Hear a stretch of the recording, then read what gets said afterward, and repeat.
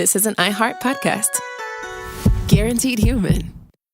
Stuff You Should Know is brought to you by Grainger. Grainger knows that if you're an HVAC technician and a call comes in, you need a partner that helps you find the right product, fast and hassle-free. And you know that when the first problem of the day is a clanking blower motor, there's no need to break a sweat. With Grainger's easy-to-use website and product details, you can be confident that soon you'll have everything humming right along. Call 1-800-GRAINGER, click Grainger.com, or just stop by.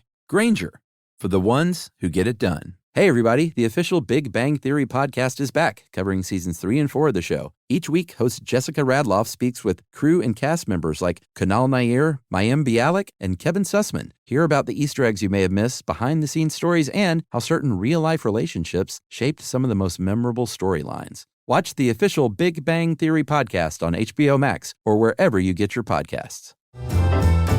Welcome to Stuff You Should Know, a production of iHeartRadio.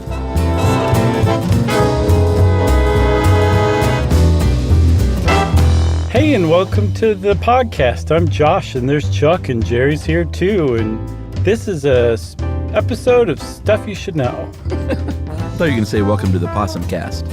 I thought about it, and my brain wouldn't form that together. I was like, there's a pun in here, and I can't quite grasp it. So That's good. Your pun gene is being dulled. yeah, it's funny. Those pun genes, they're bald, and they have like sheet white skin. I'm not even sure what that means. It means that they look a lot like Jonathan Strickland. Oh, My pun I genes wondered do. if that's what you meant. Yeah. Goodness me. Man, I haven't heard from him in a long time. You don't think Strickland tans up? No, I think Strickland abhors the sun. Okay. Just a little note between you and me. I got a question for you. Okay. Does this episode on possums or opossums, they're both correct, spoiler alert, it's fine either way. Right. Does this have anything to do with a certain Instagram follower? It does, as a matter of fact. Oh, good. We have an Instagram follower. Their handle is _GIOI_G. And I clicked in on it, and they have a pronunciation, so I guess it's Dioya. Oh, okay. And they have been posting since April. They said I think I found their first post was on April 14th. And they said, I'm going to post every time you post asking for a possum episode until you finally do. And they have been doing that ever since. I don't think they've missed a single one. Yeah, I mean, she's persistent. I'll say that. Yeah, for sure. And maybe you get what you want when you're persistent because we're doing the episode. I'm just curious what she's going to be up to after this. Nothing. They always ghost us after that. They're like, thanks, chumps. Well, here's what I have to say to you, stranger but friend on Instagram. Don't just come at us with some new topic and badger us about that one. Especially not badgers. Especially not badgers. You're getting your possums. So just settle down and enjoy it. You got what you wanted. Yeah. I have to say, not just persistent too, but they got kind of funny because after a while they just got sick of saying like possum episode, please. So for the Nintendo episode, they said the NES is the only system we had as kids. Otherwise, we played outside with possums. Oh, no. She's gotten very creative with how she works in the possum thing. And I think that was part of the charm of it. Otherwise, it would have just ignored it out of some weird game. Yeah, for sure. Yeah. Absolutely, for sure. So, yes, that is the impetus for this possum episode. But I'm glad that they suggested it because I was fine with possums before, but I learned a lot about possums or opossums researching this episode. And I got to tell you, I'm a friend of the possum now. I am too. At some point, you'll hear a first-person possum story from me. I just don't know when I'm going to work it in. That's what in the biz they call that a teaser.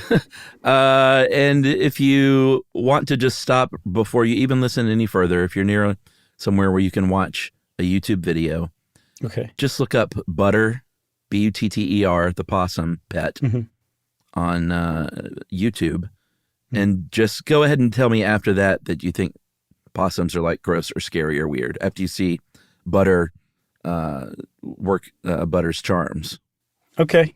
I'll go look up Butter later on, but It's very cute. I can imagine. Butter's super awesome. There's a pet possum who was rescued, rehabbed, I think with the idea of going back into the wild, but as we'll see, that doesn't always take because sometimes that possum just wants to go back inside and snuggle.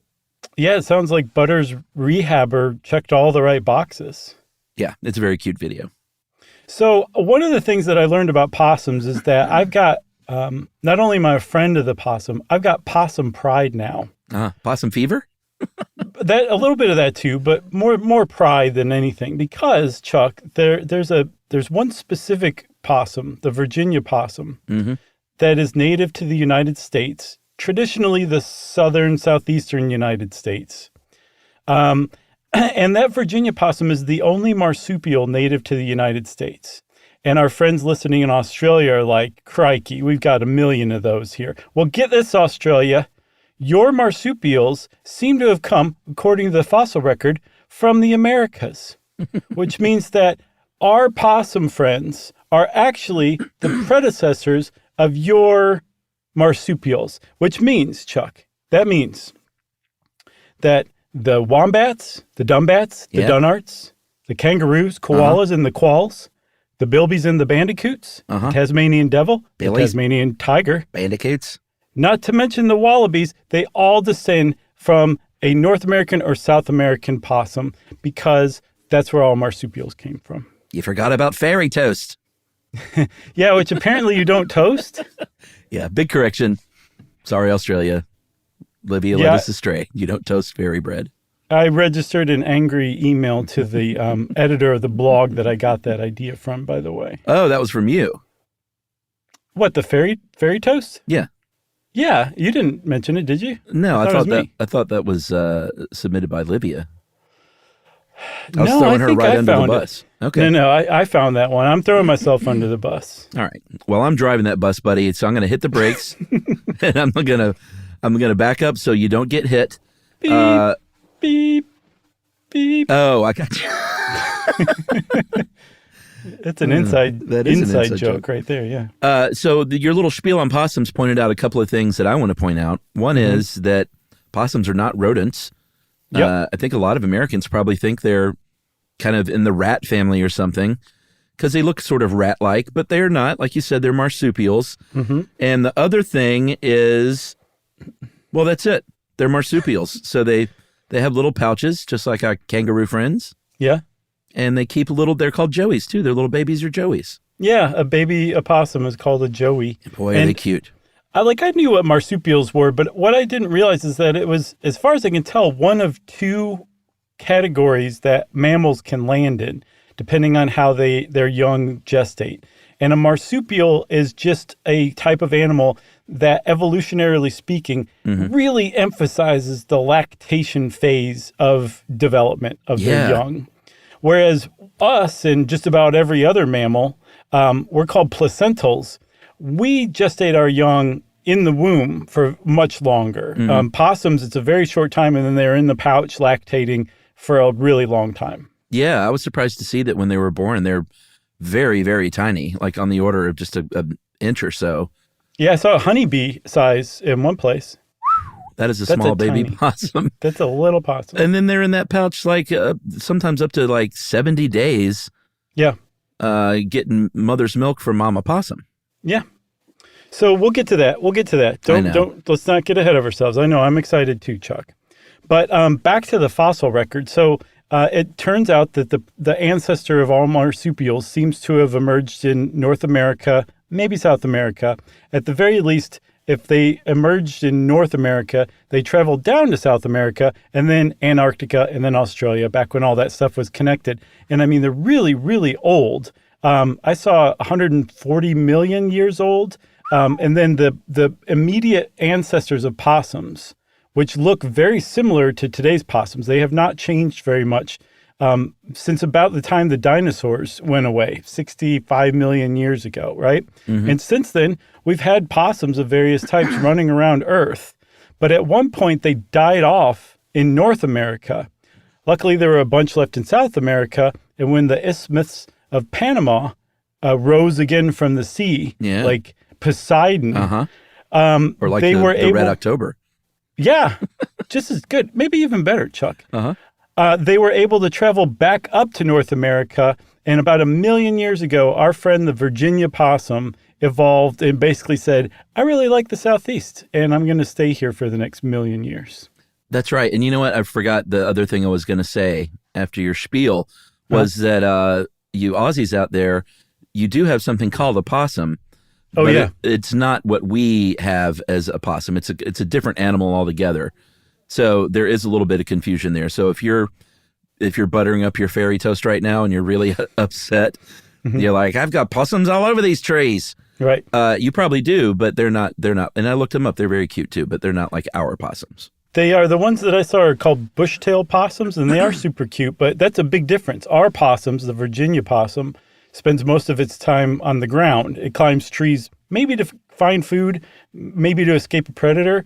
The bushtail possums basically live in trees. They live high up, but they're both marsupials. But we can pinpoint the jackass that actually created this confusion back in the 1750s. His name was Joseph Banks, right? That's right. Sorry, the 1770s. 1770s. What'd you say initially? 1750s, I think. Oh, okay. Close enough. I should have said the 1750s, give or take a couple decades. Banks was a Brit. He was a naturalist, and he went to Australia with James Cook. And in 1770, found a marsupial and basically said it was the same thing that we had in North America. And it really wasn't at all. And, that's where that all came from. Yeah. So there's your confusion. I guess technically Australia, that means that our possums are the real possums. I'm not trying to start a flame war here. I'm just saying that seems to be the case. Yeah, Okay? and since we're there, we might as well cover the opossum thing out of the gate, and then we can really get down to business because they're all correct. Opossum is just fine. In fact, that's the original wording. That came from an Algonquin word, Apossum, opossum, I guess, which means white beast or white dog. And, you can use either one. You can say opossum, you can say possum. You can spell it opossum, you can spell it possum. Yeah. And apparently in Europe, in the Enlightenment period, the 18th century, they were nuts for these things. And they I guess somebody gave them one to the Royal Society in London. Sorry, this was back in the mid-17th century, so the 1600s. And they looked at it and they're like, this thing has a pouch. It's weird looking. I declared that it's probably a cross between a fox and an ape, some sort of hybrid. And that turned out not to be the case, as we'll see. Like you said, possums are their own thing. So let's talk about where you find them here in the United States, because we should say from this point on, we're going to be talking about the Virginia opossum, the the United States possum. How about that? That's right.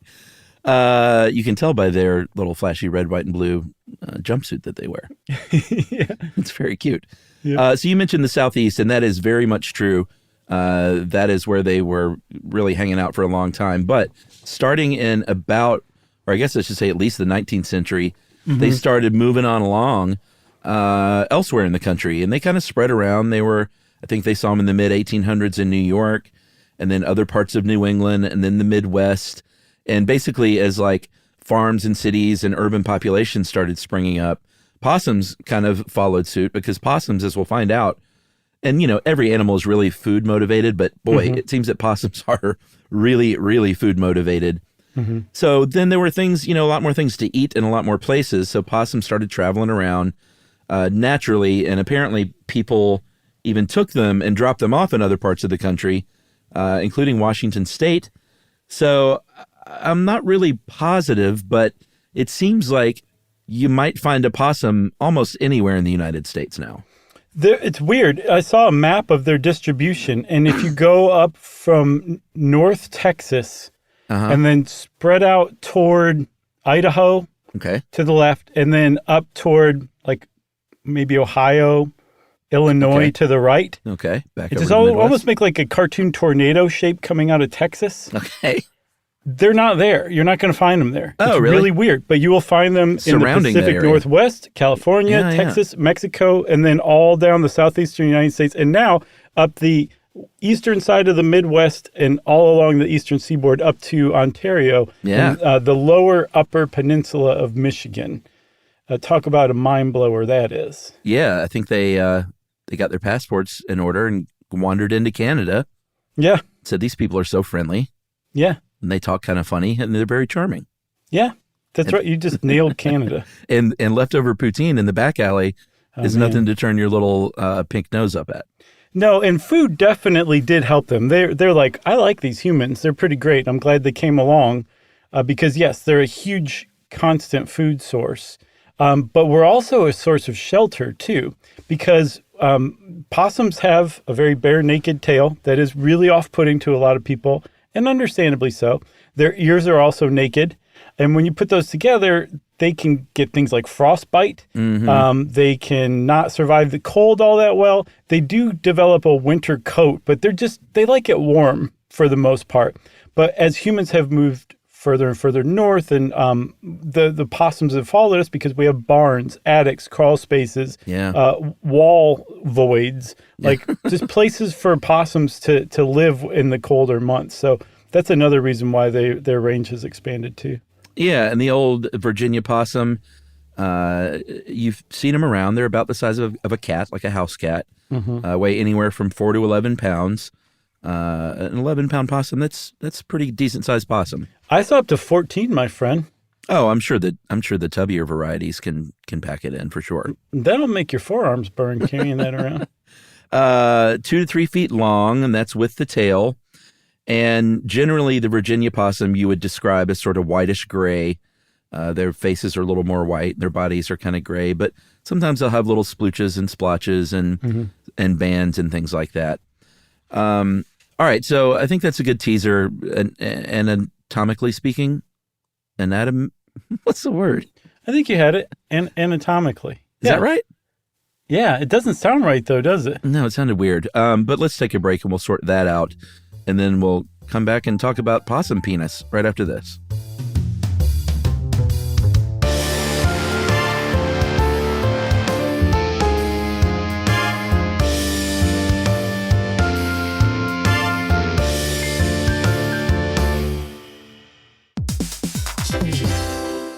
Hey, everybody. I want to talk to you a little bit about Tide Evo because it represents over 10 years of innovation and product development. Tide Evo is a first-of-its-kind technology where tens of thousands of minuscule fibers are spun together to form a 6 times powerful layer packed with scrubbers, brighteners, pre-treaters, and fresheners. And that's going to deliver a breakthrough clean that's so powerful, it feels like magic. Yeah, it is kind of like magic. Tide Evo is revolutionary. A 100% concentrated, waterless laundry tile that's made of compressed microfiber soap layers rather than liquid or powder. And it's not like pods or sheets because it uses 6 layers of detergent fibers to deliver superior cold water cleaning without plastic packaging of any kind. And it provides a mess-free, lightweight solution that dissolves lickety-split. So whenever you run into a laundry challenge, turn to Tide Evo. It's revolutionary. It's magic. Try new Tide Evo. Real laundry magic.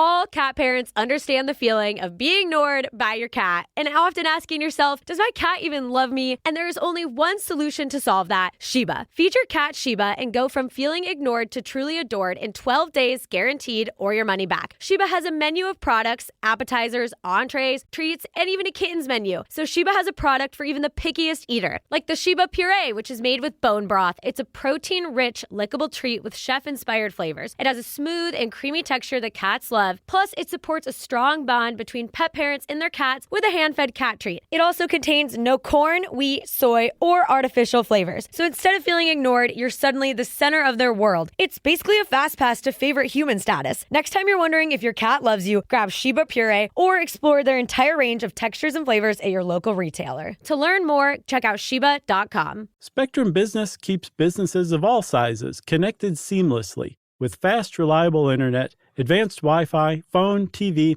and mobile services. That's right. And Spectrum Business offers 100% U.S.-based customer support 24/7 to help you stay up and running. And they offer tailored connectivity solutions with packages built for your business budget. Yeah, so it's no wonder millions of business owners rely on Spectrum Business to keep them connected. Visit spectrum.com/business to learn more. Restrictions apply. Service is not available in all areas.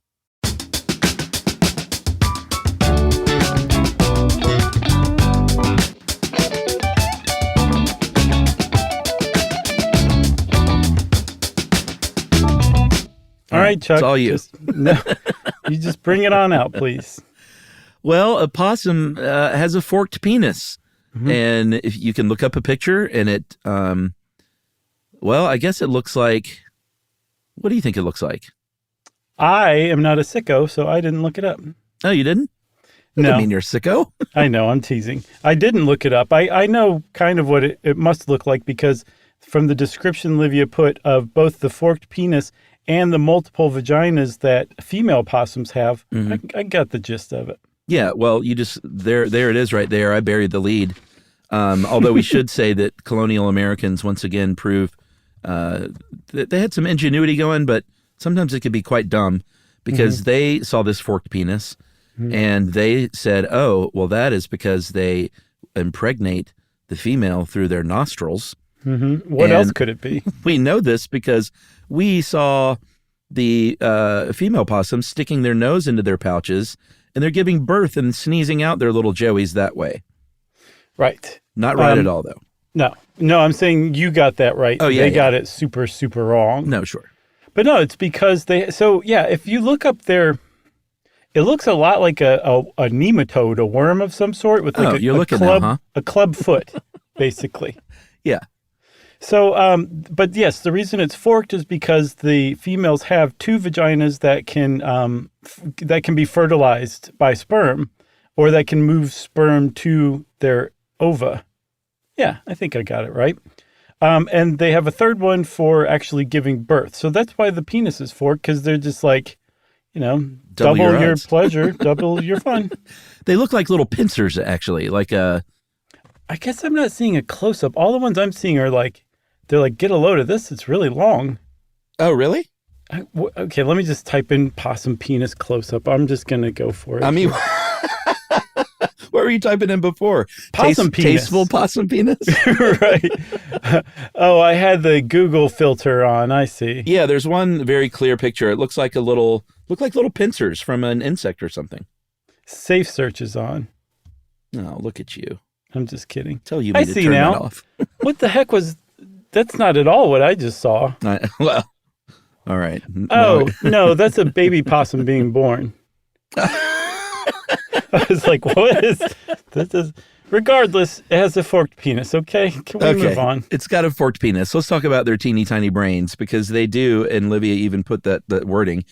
Teeny tiny brains, one of the smallest brain to body ratios in mammaldom. And it's kind of cute. Livia also included a little brief thing of how do you find out how big a brain is in little mammals? Well, you take their skulls, if you're a scientist, and you put dried beans in there, and then I would say you would probably guess the beans as an office, white elephant gift kind of thing. Sure. But then they obviously count the beans, and that's how they tell. It makes very good sense, but it seems kind of cute and rudimentary.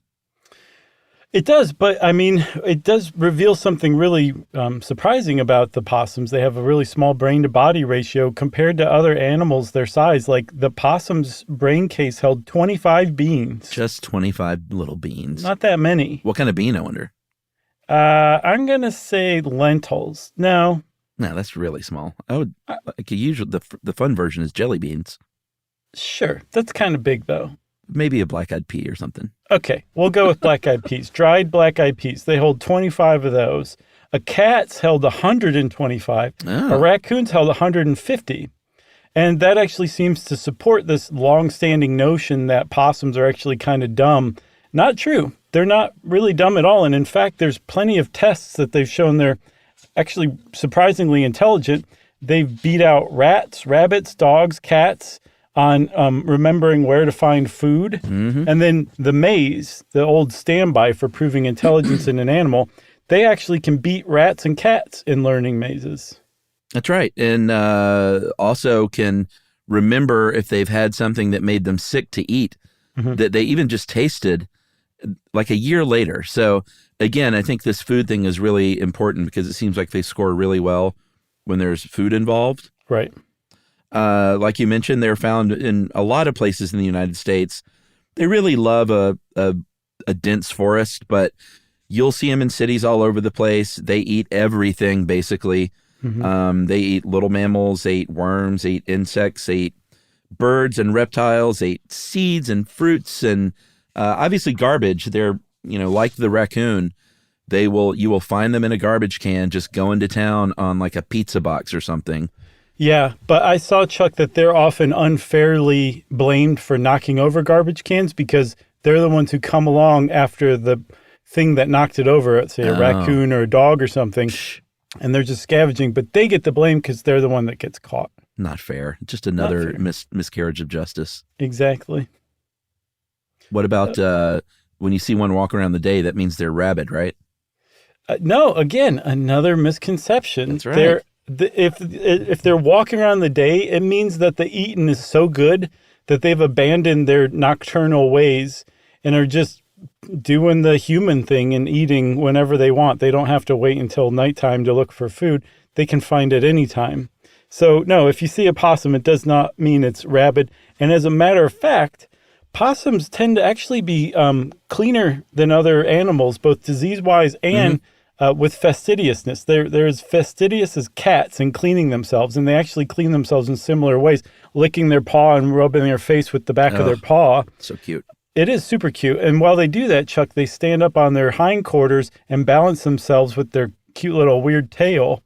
They also have mouths that are cleaner than other animals like cats. And because they have a really low body temperature, they're very unlikely to catch rabies, which means they're also very unlikely to transfer rabies to you. So if you're ever bitten by a possum, which is a very unusual thing indeed, as we'll see, you can just go start reading the newspaper. You don't even have to go to the hospital or anything. Just sit down and get back to your coffee. Right. Like it's 1987. What, drinking coffee, reading a newspaper? Sure. Don't you know that Gen Z is really into throwback stuff? Are they? Are they reading newspapers now? If they're not now, I predict they will be in 6 months. And then in 17 months, they'll be done with newspapers. Right. Possums are also great to have around your neighborhood or your farm. They will eat, and this is astounding, they love ticks, and they will eat 5,000 ticks in a single 3 or 4 month period over a season. Man, talk about possum pride, Chuck. Oh, huge. And, that's a very big deal for people like me that spend a lot of time in the woods, and tick-borne disease is such a big thing, in the South. Yeah. Like I said, if you had a farm, they're going to eat critters and vermin that are going to be making your crops not so great. They're going to be eating slugs. Yeah. They're going to be eating beetles. They're going to, that rotten fruit in that apple tree that you don't care for, they're going to love that tree because they're going to eat everything that's dropping on the ground. Yep. And if there are mice and rats around, they'll probably chase them off or eat them. Yeah, because they will eat basically anything, like even actual garbage, like you said. They'll also eat carrion, which makes them a really unusual animal because there's not many animals out there that actually are carrion eaters. But if they come along roadkill, they'll eat the roadkill. And in fact, they've been known to eat entire rabbits that they find as roadkill because they have such a need for calcium. They will eat the entire skeleton because they got to get that calcium big time. But because of this, because they're so good at cleaning up an environment, an ecosystem that they come along to, they're sometimes called nature's sanitary engineer. Oh, see, no one ever says that. No, well, we're saying it now. I love it. Possum pride. We should get shirts. I think we should too. As far as their bedding down and stuff like that, they are not ones that are typically going to build their own den. They're more like rehabbers. They will go into someone else's abandoned den and they'll fix it up a little bit. They'll bring their own grass and twigs and leaves and kind of line it and cover up any drafty areas if they want to stay warmer. But they're not going to stick around for too long. They just hold up in these dens for a few days. They're probably resting there during the day. They have found that little mamas may be there for a few weeks at a time if they found a really good hidey hole because they've got a lot going on with their little joeys in there, or if it's in the wintertime or something. But they do travel. They will get around in a surprising fashion, right? Yeah, they some guy tagged them with I guess RFID trackers and found that some of them will move up to 15 miles in a few weeks, maybe. That's a long way with those little legs. Yeah, and that's actually an argument against keeping possums as pets, is that you're probably not going to be able to get them the exercise that they would get in the wild. They move around a lot. Yeah. Just I think that's fair FYI. to say. Sure. Just FYI. Or another way to put it is, if you have a possum pet, you need to take them out for a walk quite frequently.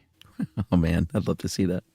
You mentioned how they'll line the dens or burrows that they borrow from other animals with twigs and leaves and stuff like that. Mm-hmm.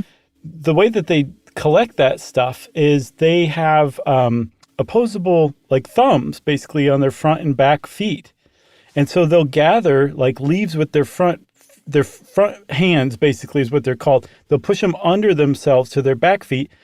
With their feet, they'll kind of bunch them up, and then they pick it up with their tail, and they'll carry it off to the den in their tail, like the old person with the bundle of sticks on the cover of Led Zeppelin 4. Right. But with the tail instead. Yeah, the old guy with the Tinder bunch on his back. Yeah. Speaking of tails, we've kind of dropped little tail tidbits here and there. They can hang from those tails. It's not something you're going to see a lot, and I get the impression just from looking at pictures that younger possums hang from their tail a little bit more than full-grown ones. It's probably because it's taxing once you're like a 11-pound possum to hang from your tail, but they will do it every now and then. If you look up pictures of hanging possums, they'll use that tail to wrap around a branch every now and then. Yeah, they're I think the only animal in North America with prehensile tails, right? Which means they can use the tail as a fifth hand. Yeah. The other thing about that, though, is the idea that they sleep upside down hanging from their tails, No. that seems to be a cartoon myth, essentially. They don't do that. They sleep Yeah. in their burrows. Yeah, they're not they're not bats. No. Do you want to talk about little baby possums now?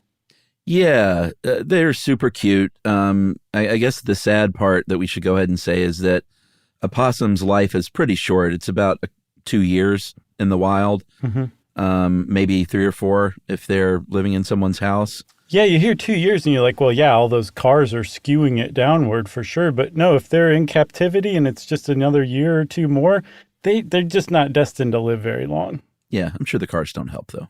No, for sure. I've never ran over a possum, thankfully. That's great. I think you should have a keychain that says that. But you know what I did do one time? What? I think it's a good time for my story. Okay. Or you know what? Let's save the story for the next break. Oh, my God. As far as their litters, this is another thing that's a little, I guess it's sort of why they've been around for, however many tens of millions of years. But it is a little sad. They will have way more babies generally than they have ability to feed them. The mom has a maximum of 13 nipples, sometimes not even that any, and sometimes they will have up to 25 little half-inch babies, anywhere from 4 to 25. But, that means in some of these litters, half of them literally just won't have food for mama, and they're just, they're basically abandoned. Yeah. The mom's like, natural selection sucks, kid. Sorry. No, but we survive over the long term. So, like we said, the little baby possums are about the size of a honeybee when they're born. They gestate in the womb for, Olivia says 12 to 13 days. I saw 28 days. And then after that, they're born, but they're kind of just partially born. They emerge from the womb wearing something called a periderm, which is essentially like a placenta that's wrapped around them. It's like a Snuggie, but a placenta version of it. And the only openings they have to them in the world are holes for their nostrils, because they use their sense of smell throughout their lives. But even the first thing they do is use their sense of smell, and then their mouth, which they use to latch onto the nipple. And when they come out of the birth canal, they climb up to that pouch, climb in, and latch onto a nipple. And the reason that they know to climb upward is because they have a sense of smell, so they know where to go based on the sense of smell. They also know to climb upward because the other sense that they're born with is a sense of gravity, so they know what's down and what's up. And with those two things, they can emerge blind and deaf with only a sense of smell and a mouth to climb up and basically survive if they can find a nipple to latch onto. Oh man, birth order really matters in a situation like this. Yeah, it really does. You don't want to be that 24th possum. No. Not Here good. I am. Let's party. As far as the kind of sounds they make, they are pretty quiet generally. Like, it's not like they walk around howling or making weird noises. The mom will use sort of a clicky sound, either during mating season or to call their little babies back to the pouch. And they can make a sort of hissing, Libby described it as a growl too, but in my experience, tease again, it's more of a hiss when a possum feels cornered. Okay. Yeah, that's all I've ever seen is when a possum is angry, it's hissing. That's it. Right. Or potentially playing possum. Right. And that is a thing. It's not a choice that they make. It's almost like a fainting goat kind of situation. It is an involuntary response. If they have an extreme fear situation, and this is after they've tried everything else, they will go limp like a little fainting goat. They will fall down. They may poop themselves or pee themselves. They may stick their tongue out and drool. And it all sounds kind of funny, but it's kind of sad because they can't do anything about it. And when they're like this, another animal could just be ravaging them and they will still be in that state. The thing is that the animal's probably not doing that because when they just fall over and seem dead, all of the triggers that create predation behavior in that animal that had them cornered, it just suddenly turn off. Yeah. And the animal's like, what was I doing? Oh yeah, I was chasing this ball. And that's it. The possum's left alone typically. So it actually works really well. But that's like the last resort.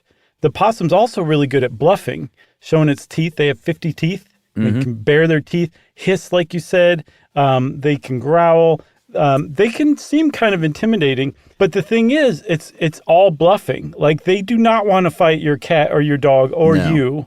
And if you have a possum that is sitting there hissing at you or your dog or your cat, you're actually being really cruel to it. They just want to be left alone, and they're in an extremely stressful situation that they know they can't really win. They're not good at fighting. So they basically do what they can to appear sick. Like, they'll drool, they'll release a really nasty fluid, and then hope that you'll just leave them alone. And you should leave them alone, but also when you're leaving them alone, realize like, that possum wasn't going to do anything. It's just all talk, basically. And that makes it even cuter in my mind. I agree. I think it's a great time for our second break and a perfect setup for my story.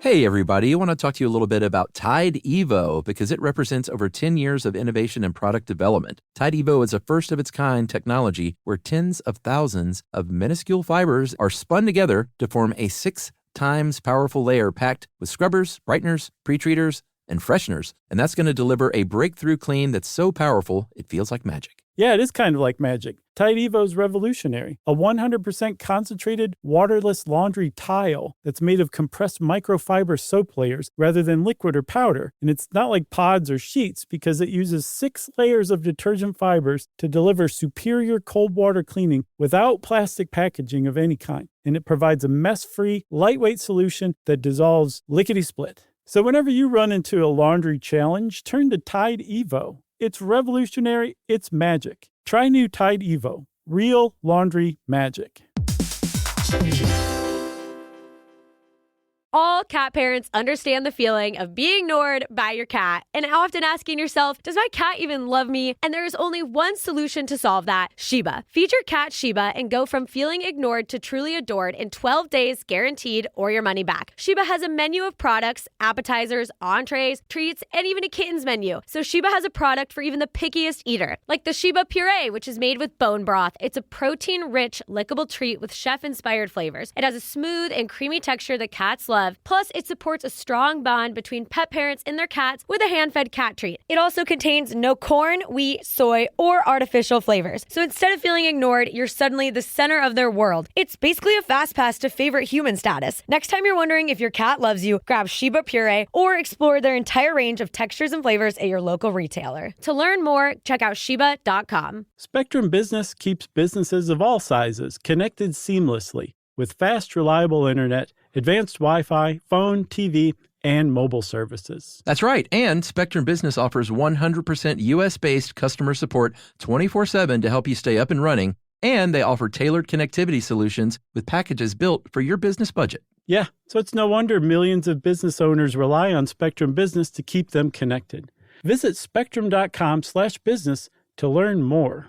Restrictions apply. Services not available in all areas.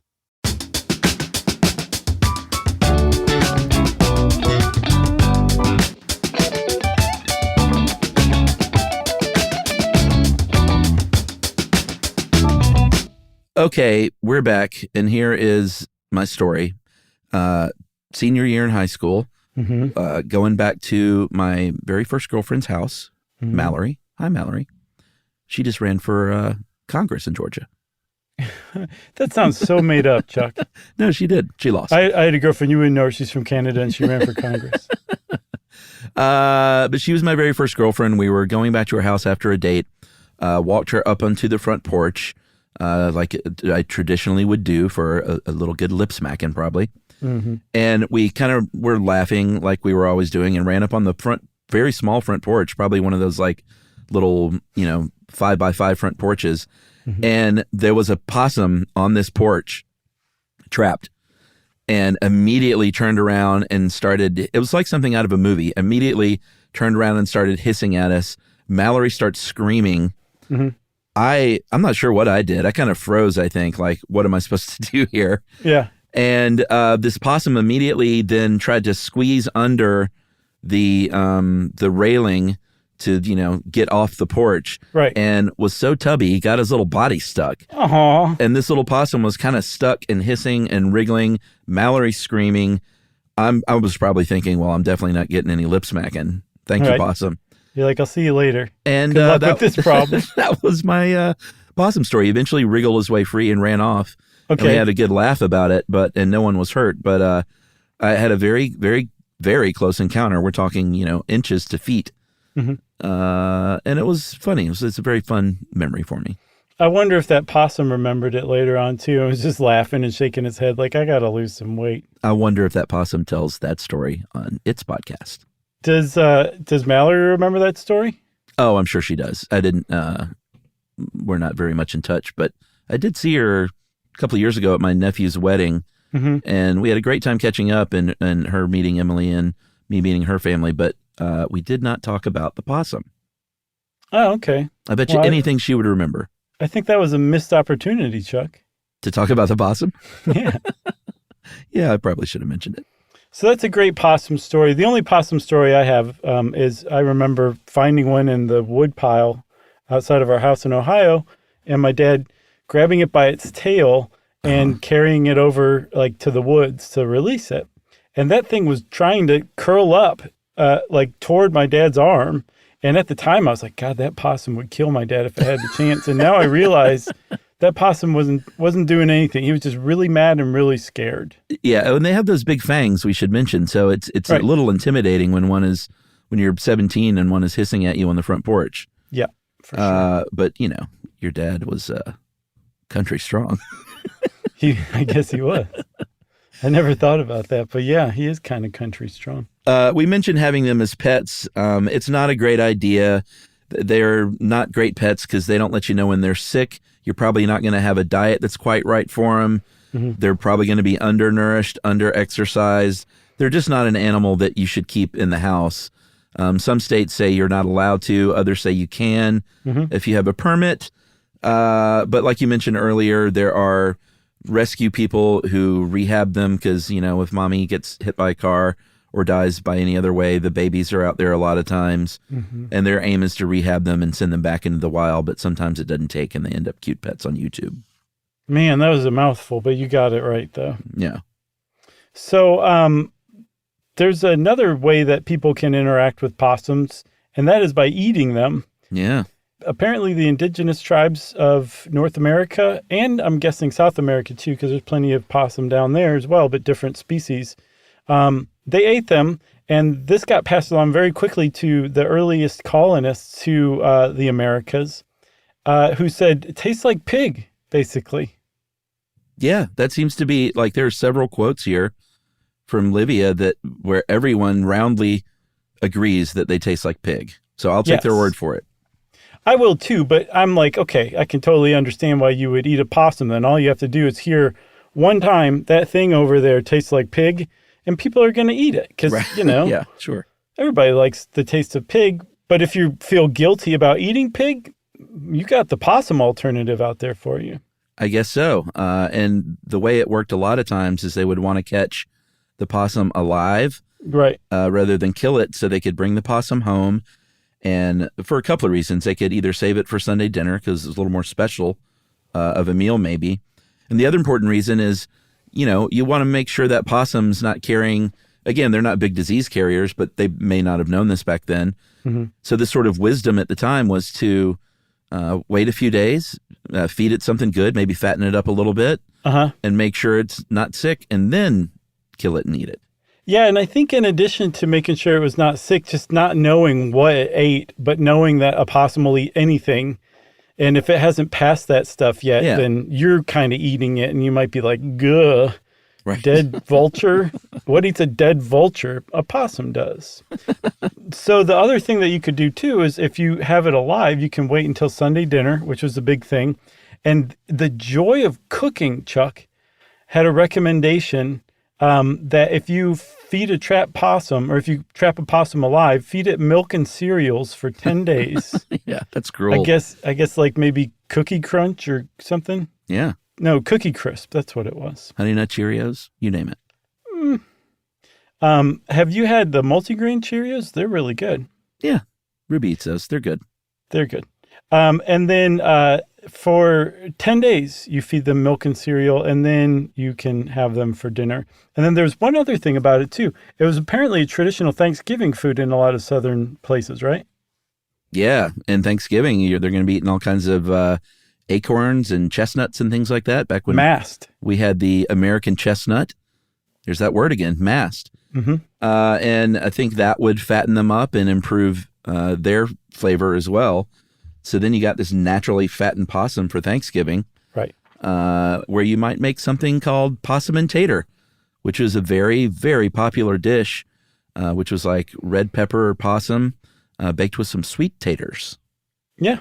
And the other thing is you didn't need a gun. You wouldn't typically go out and shoot a possum, which made it a very low barrier to entry for hunting mammals. Right. You would just tree the possum and then basically shake the tree and get that possum to fall out. Right. And at that point, the possum may even be plain dead. So it's pretty easy taking, I think. Exactly. Which is so sad. I mean, they're easy to hunt because they're kind of docile, Yeah. Tell that to Jimmy Carter. Yeah, Jimmy Carter ate a lot of them, apparently. He said that his family got through the Depression by eating lots of possum. And he's far from the only president that's possum adjacent. Apparently, Washington sent some to an Irish member of Parliament, Sir Edward Newenham, in 1789. Yeah. Jefferson liked to give them out to the French when he was the minister to France. And then William Howard Taft, was famously served one by the Atlanta Chamber of Commerce in 1909. Yeah, and this one led to a, because of, we should do either a long one on Theodore Roosevelt or a short one on the teddy bear. Okay. Or maybe a long one on the teddy bear. But, the teddy bear came along thanks to Theodore Roosevelt. And there was a cartoonist, Louis C. Gregg, who had this idea, well, now we have William Taft. So what about Billy Possum instead of Teddy Bear? And even gave this Billy Possum stuffed toy to Taft. And I think Taft said, oh, this is great. But it seemed like, it just didn't fly. They tried to get it to take off, and it just didn't take off. No, Billy Possum never took off. But we have a great tidbit to end on that I think may be the fact of the show. What? Which is that possums are highly, highly resistant to not only just snake bite, but venom, period. Right. That's absolutely true, man. And apparently they found this out by accident. They were observing possums in the wild and saw one get bit by like a rattlesnake maybe in the Everglades. Yeah. And they were like, man, this possum's toast. And the possum like, just what? looked, just kind of brushed his shoulders off and shrugged and walked away. And the researchers were like, what is that? So they captured possums and started exposing them to snake bites, which is really mean. But those possums were like, what are you guys doing? This is nothing. So they're like, okay, fine, possum. We're going to start injecting you intravenously with massive amounts of snake venom. And nothing. Like the most they could get out of the possums was something that would look like a human that wasn't allergic to a bee got a bee sting. Yeah, and we're talking like cobras and asps, or I didn't see asps, but vipers. Yeah, pit vipers. Pit vipers, rattlesnakes. Like it wasn't like the more severe venom had a worse effect. The possum was still just like, have you not got it by now? The venom doesn't bother us. Right, exactly. Please stop biting me and giving me shots. So they started looking into the possum's mechanism for not getting sick or dying from venom. And they have a special protein, they may be the only animal that has it, that encapsulates and deactivates the venom when it enters their bloodstream. Crazy. And just does nothing. And they're actually like, this possum protein might actually save lives. And then weirdly, in a weird twist, it also protects them against botulism too. And to put a cherry on top of all of this, they have synthesized what's called as LTNF, lethal toxin neutralizing factor. Right. It's protein. They've been able to synthesize it now, and they don't even need any more possums. They can just keep resynthesizing it. And they're thinking like, hey, this may be a literal like cure for snake bite. Right. Yeah. For sure. Like how far away are they from just calling it and saying, all right, guys, we got it? Days. Really? Okay. Days. At the very least, pit vipers, and those are the ones you got to worry about, So sure. Yeah. Way to go, possums. Possum pride, am I right? Possum pride. You got anything else? I got nothing else. Well, big shout out as an FYI to Jerry's daughter, Inez, who Jerry tells us loves possums, which means that Inez is ahead of the curve because she loved possums before we did. So big ups, Inez. I love it. Yeah, for sure. And since I said big ups, Inez, it's time for listener mail. I'm going to call this more defense of me and Gordon Lightfoot. You just can't let this go, can you? Hey, I keep getting emails. I've let it go. I think I know the one you're talking about, and I agree with this person if it's the one I'm thinking of. Yeah, it's from Mimi, and Mimi says this: hey guys, just listen to the listener mail on Toast, and I feel like I should apologize as a Canadian for the Canadians accusing Chuck of yum-yucking for not liking Gordon Lightfoot. This is the one. And Mimi says, and by the way, I don't even know Gordon Lightfoot because I'm a millennial. People are allowed to have opinions and not like things, especially when the thing is so subjective, like different taste in music and movies. I thought yum-yucking was criticizing or judging people negatively because of what they like. Yes. I think in this way, Chuck is actually being yum-yucked by other people for the music he doesn't like. It's all very meta. And on a personal note, please come back to Vancouver. I'd seen you when you came in 2017. Ford Pinto, no idea what that was before your show even. Mimi, where do you live? Well, apparently near Vancouver. Yeah. And is younger, so, that explains a lot. Sure. Anyway, had tickets to your March 2020 show before it was canceled. Oh, we had to cancel Vancouver? Yeah, we just did San Francisco, maybe, or we did one before. I can't remember. I think we only did 2 shows, and yeah, Vancouver got canceled. Well, we owe it to Vancouver to come back then. I didn't remember that was on the canceled list. So sorry about that, Mimi, but thank you for getting my back. And here's the deal. When we come back to Vancouver, just reply to that email thread that we had going and say guest list, and you're on it. And say, it's me, Mimi. That's right. Thank you, Mimi. I agree with you. I think Chuck was being yucked. I also kind of see why some people were upset with him. So I'm Switzerland over here, okay? Wishy-washy. If you want to be like Mimi and get in touch with us to defend Chuck or, take him down a peg, whatever, as long as it has nothing to do with me, right, you can send us an email to stuffpodcast@iheartradio.com. Stuff You Should Know is a production of iHeartRadio. For more podcasts from iHeartRadio, visit the iHeartRadio app, Apple Podcasts, or wherever you listen to your favorite shows.